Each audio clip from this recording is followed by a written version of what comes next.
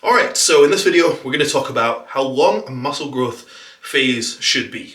Now, let's say we are, in this example or this conversation, we're discussing how long a dedicated, more concentrated muscle growth phase should be. So let's assume it's a little bit more of a concentrated situation. We're not just casually going through the motions. We want to make the best possible progress for a period of time.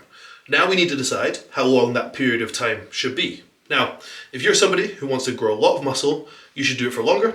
If you really don't mind and you don't want to grow too much muscle and you just want to sharpen up a little bit in some areas for some reason, then it's going to be a little bit shorter. And ultimately, a muscle growth phase really is just dictated, or the length of time is just dictated by how much muscle you want to grow. Because it seems obvious to say this, but the longer you spend in a muscle growth phase, the more muscle you grow. Now, there's several reasons why a muscle growth phase should end early, or typically does end early, whether it should or not.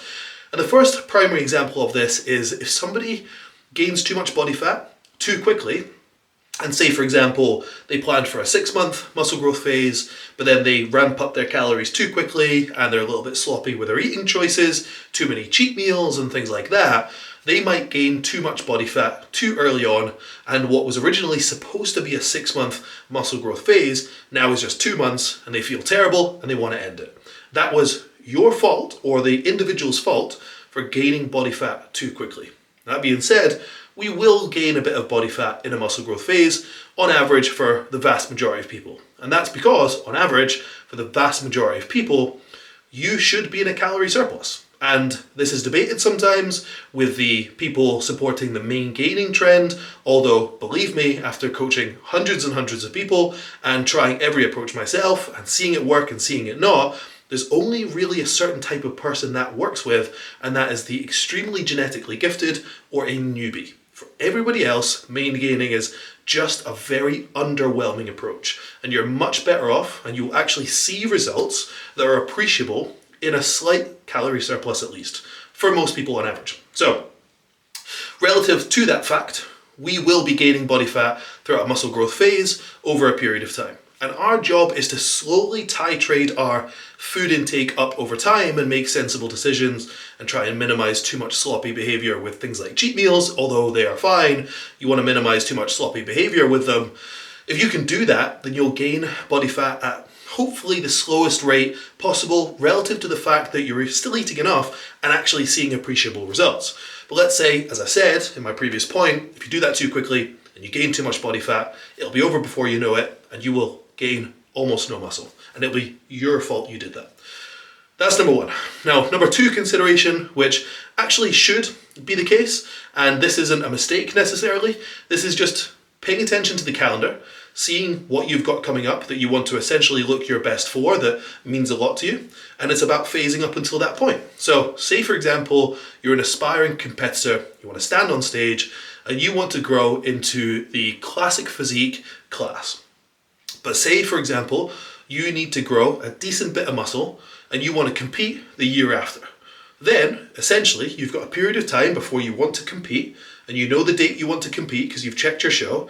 Then you need to look at the position you're in right now. You need to decide how long realistically do you hope that it will take you in order to get lean, and then the rest of the time, you've then got to grow muscle. So sometimes the calendar dictates this for you. I'll give you more of a lifestyle example. Say, for example, you've got a wedding coming up, and the wedding is in 7 months, and you want to look leaner than you are now, although you don't have too much body fat to lose. The wedding's in 6 months. Let's say, for example, we assume you only need 2 months in order to get as lean as you like, then you've got 5 months to grow muscle. So oftentimes the calendar will dictate this. And then the third example is if your motivation is low. And yes, we can absolutely sit here and say you should rely on discipline and not motivation. But let's say you've got a serious injury. Let's say you've got serious emotional stress in your life, in your personal life, a breakup, whatever it is.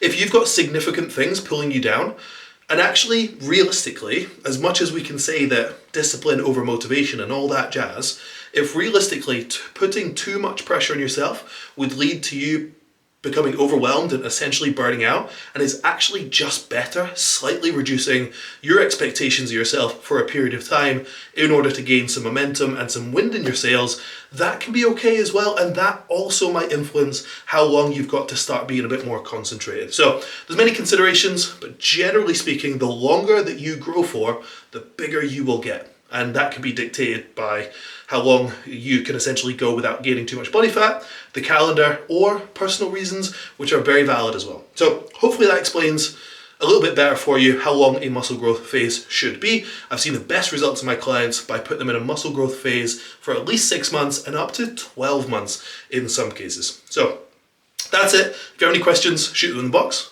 and I'll see you in the next one.